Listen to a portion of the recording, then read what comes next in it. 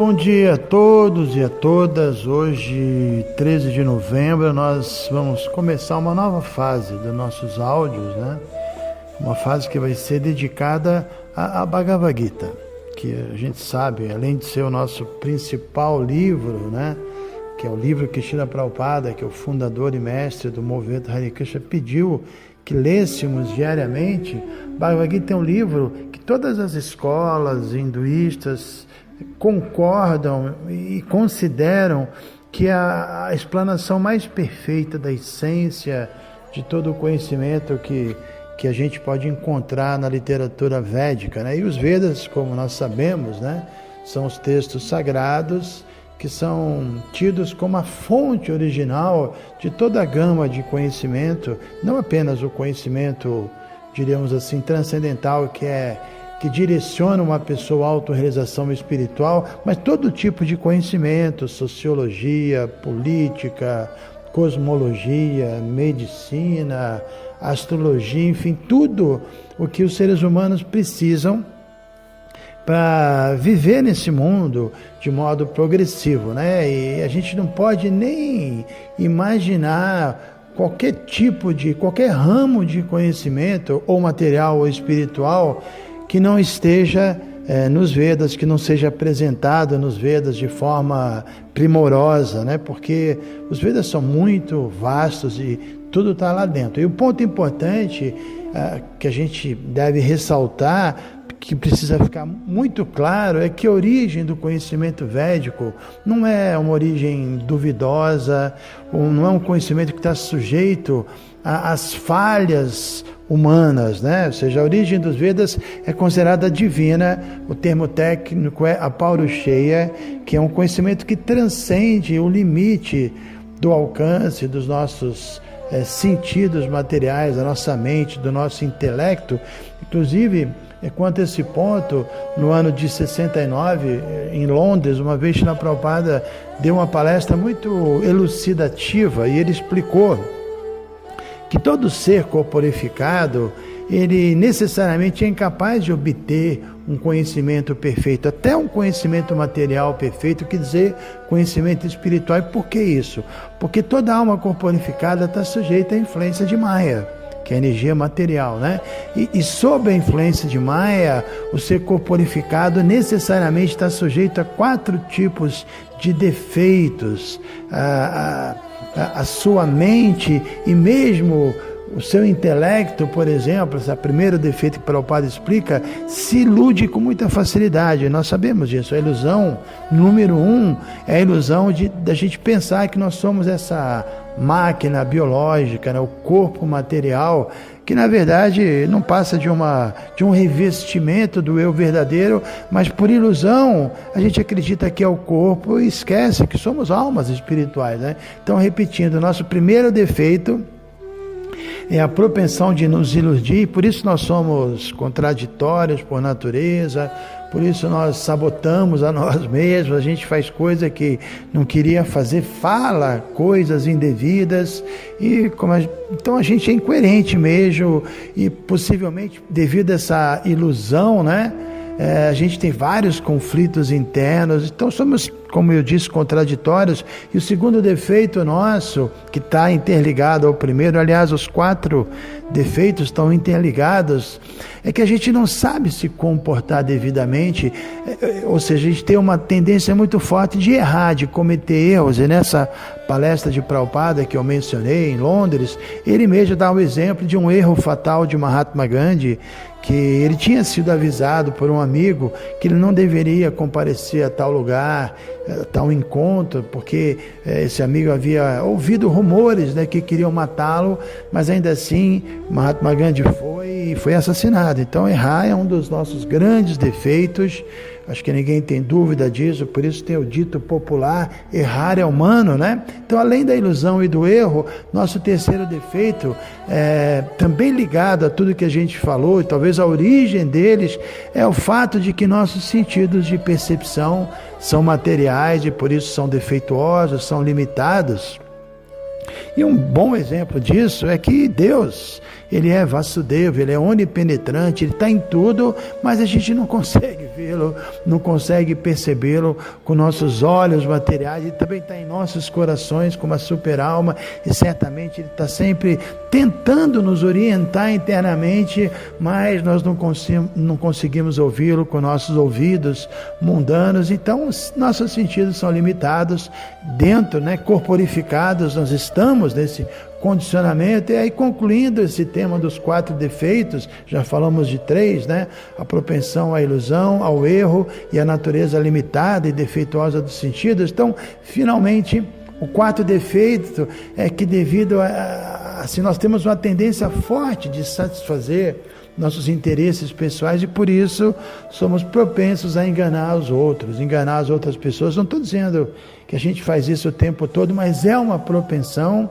e é exatamente por isso que a gente trava uma luta interna com a gente mesmo, não há como negar que esses 4 defeitos existem mesmo em toda a alma corporificada. Em algumas pessoas, evidentemente, esses condicionamentos se apresentam de forma mais intensa, em outras de forma mais branda, e vai depender do grau de influência que cada um recebe de Maya, dessa energia material.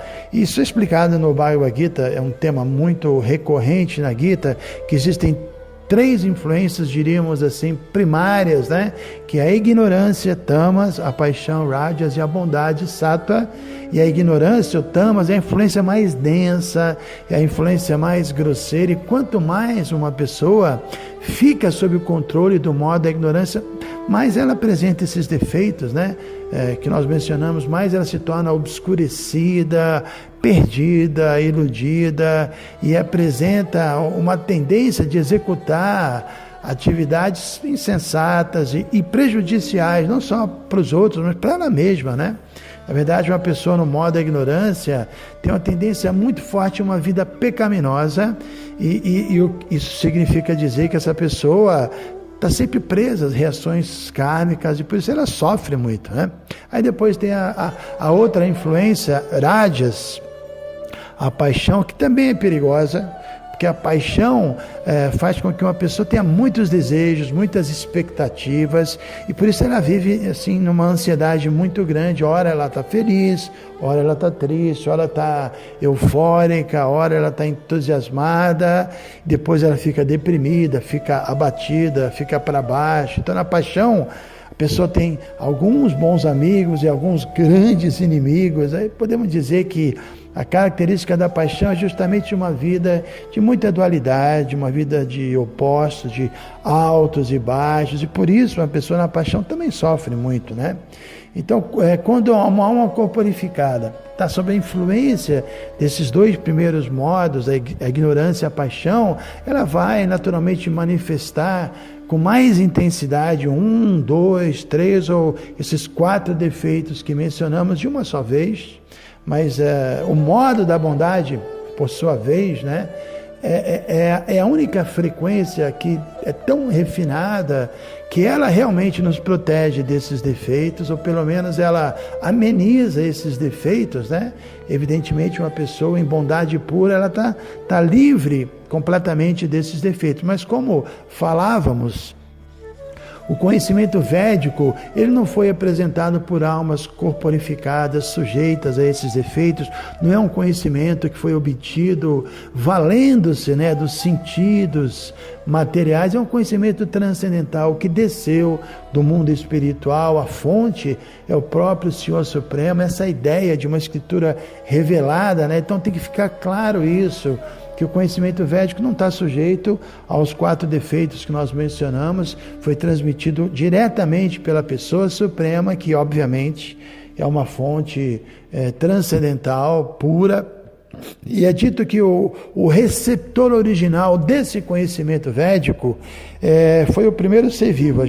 No primeiro verso do Bhagavatam se explica isso. O Senhor Brahma, o primeiro ser vivo, que existia mesmo antes da criação, ele recebeu no coração dele Tene Brahma Hridaya Adhikava. Ele é o primeiro sábio, ele recebeu esse conhecimento, e nos próprios Vedas a gente encontra essa informação, porque ele é uma personalidade Brahma muito importante. Ele foi dotado de poder por Krishna para dar cabo, diremos assim, à criação do mundo material. Krishna fornece todos os ingredientes, né? Brahma não é Deus, né? Ele é o Deus secundário. Krishna fornece os ingredientes, dá para ele o conhecimento, e aí ele se qualifica, ele é dotado de poder para criar esse mundo. E por que esse mundo material é criado? Porque, segundo os Vedas, o fato dos seres vivos serem eternos e possuírem livre-arbítrio também explica que o mundo material existe eternamente. Sempre almas vieram para esse mundo devido ao mau uso do livre-arbítrio. Então, o mundo é criado e ele é aniquilado periodicamente. Então, Brahma cria esse universo com o propósito de dar uma nova oportunidade às almas que não alcançaram a liberação na criação anterior, né? Aí, depois de cumprir essa missão, Brahma transmite o mesmo conhecimento que ele adquiriu diretamente de Krishna ao sábio Narada Muni. Narada Muni o transmite a Vyasadeva, e Vyasadeva, sim, ele tem uma missão muito importante. Teve a missão de preservar o conhecimento védico através da forma literária, né? Então, a ideia que eu quero passar aqui nesse ponto é que os Vedas são eternos, são atemporais, são infalíveis, são perfeitos em todos os sentidos, embora nos próprios Vedas a gente vai encontrar uma variedade de informações que são consideradas materiais, mas são importantes, que eu já mencionei, sociologia, política, etc. É importante dizer que o propósito último dos Vedas, evidentemente, é apresentar a ciência da autorrealização, é ajudar as pessoas a saírem desse mundo, né? Por isso os Vedas fornecem informações que são muito transcendentais, e por isso existem textos que são muito complexos filosoficamente, muito elevados, e as pessoas não têm facilidade de compreender esses textos mais elevados, né? Porque tem muita gente, especialmente nessa era, que estão sob a influência muito forte da ignorância e da paixão, e eles não vão assimilar conhecimento transcendental. Então, tem uma porção dos Vedas que trata especificamente desse tema, que é a autorrealização, que é o Vedanta Sutra, o Upanishad, alguns Puranas, e só pessoas que estão no modo da bondade, que desenvolveram Sattva-guna, é que podem ler, que podem assimilar, que se atraem por essa literatura. Livros como Upanishads e Vedanta Sutra, por exemplo, são livros que uma pessoa no modo da paixão, no modo da ignorância, não consegue ler, não consegue entender.